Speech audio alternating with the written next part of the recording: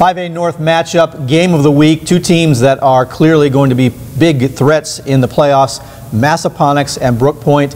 Ponax putting their undefeated, in fact 3 regular seasons in a row, undefeated record on the line, visiting a very strong Brooke Point team.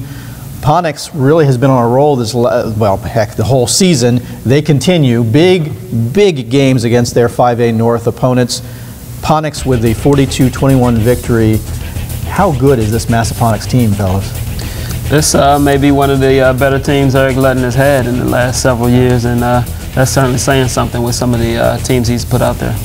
And led by Mr. All-Everything, I think, Joey Bendon. Joey with another good game here, big rushing attack. That's no surprise with Ponax.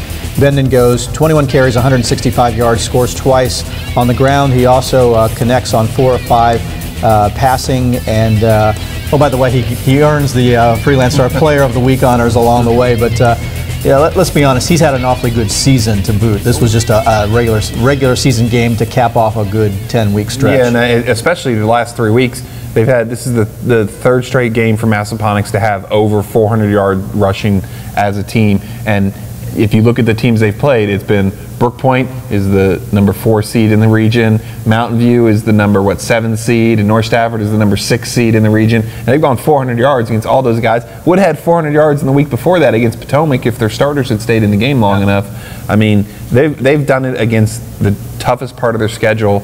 You know, I was sitting here thinking, who of those guys, Mountain View, North Stafford, Brooke Point, who gave Ponax the toughest game? I think the answer is maybe none of them almost. I mean, Ponax controlled all 3 of them.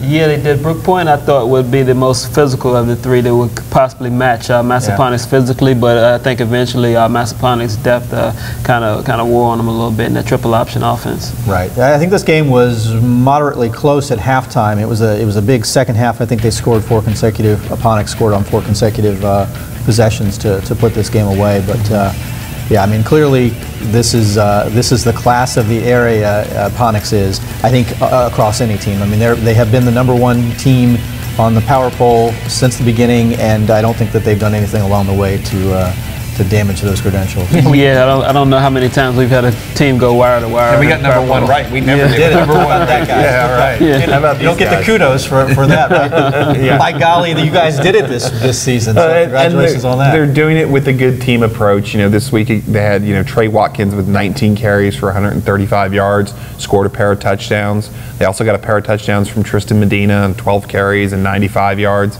You know, they're spreading it around just like they always do. Lots of people carrying the ball and running. And that's what's interesting, I think, about this year's Massaponax team. Coming into the year, you didn't know who would replace Bo Fields and C.J. Lewis, but you've seen Trey Watkins really step up. He was a force last year on defense. He was an all-area defensive back.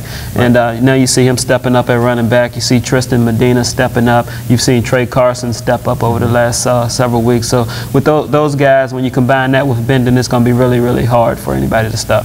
Let's give a quick acknowledgement to a couple of kids on the Brooke Point side, and starting with Damone Drew, 25 carries, 203 yards, 1 score. He eclipses the 2,000-yard mark rushing for a season. I don't care what level of football you're playing in. 10 games, 2,000 yards.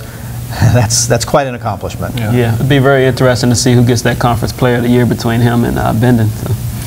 Yeah, we'll hold on those discussions just a little bit. So at the Freelance Star, actually, let's not hold on those discussions. At the Freelance Star, you guys like to wait until the regular season, until the postseason is over, and you consider postseason performances in your Player of the Year. If we were just to say regular season only, since this is my show, I can say that we're going to do that. I'm going to put out there Joey Bendon is my Player of the Year. Yeah, you can't argue with 10-0 to me, and he's the most important player in the 10-0. Most important player on the best team. If I was voting on the Conference 15 regular season Player of the Year, I would vote for Joey Bendon. Yeah.